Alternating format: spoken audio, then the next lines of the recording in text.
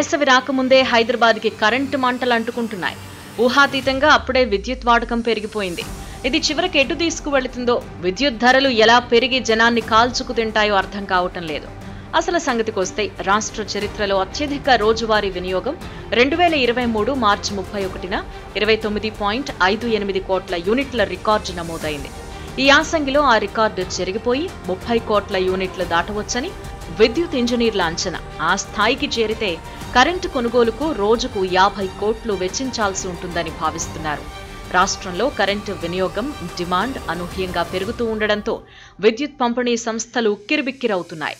ఈ ఏడాది జనవరి 2న రాష్ట్రంలో కరెంటు వినియోగం 22.86 కోట్ల యూనిట్లు కాగా, సరిగ్గా నెల తర్వాత ఫిబ్రవరి 2న 25.87 కోట్ల యూనిట్లకు చేరింది.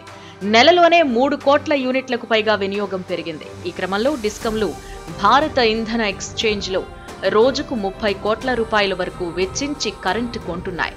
ఒకరోజు ముందుగా ఎక్స్చేంజ్లో సొమ్ము చెల్లిస్తేనే కరెంటు లభిస్తుంది.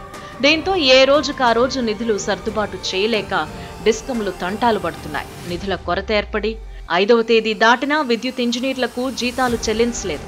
కింది స్థాయిలో పనిచేసే తాత్కాలిక ఉద్యోగులైన ఆర్టిజన్లు, నిర్వహణ సిబ్బందికి మాత్రమే ఇచ్చాయి. వినియోగదారులు చెల్లించే కరెంటు ఛార్జీల సొమ్ము కోసం ఎదురుచూస్తున్నాయి. ప్రస్తుతం రోజుకు దాదాపు 26 కోట్ల యూనిట్ల కరెంటు అవసరమవుతూ ఉండగా, ఇందులో రాష్ట్ర ప్రభుత్వ విద్యుత్ ఉత్పత్తి సంస్థకు చెందిన సొంత విద్యుత్ కేంద్రాల నుంచి 9 కోట్ల యూనిట్ల లోపే కరెంటు వస్తోంది. ఈ విద్యుత్కు సకాలంలో నిధులు చెల్లించాల్సి ఉన్నా ప్రభుత్వం బకాయిలు పెడుతోంది. ఇక మిగిలిన 17 కోట్ల యూనిట్లను బయటి విద్యుత్ కేంద్రాల నుంచే కొనాల్సి రావడంతో సొమ్ములు లేక కటకట ఏర్పడుతోంది. గతేడాది ఇదే సమయంలో రాష్ట్రంలోని జల విద్యుత్ ఉత్పత్తి కేంద్రాల నుంచి రోజుకు 50 లక్షల యూనిట్ల మేర కరెంటు వచ్చేది. ఈ ఏడాది కృష్ణానదిలో నీరు లేకపోవడంతో అక్కడ ఉత్పత్తి పూర్తిగా ఆగిపోయింది. అంతమేర ఎక్స్చేంజ్లో రోజు కొనాల్సి వస్తోంది.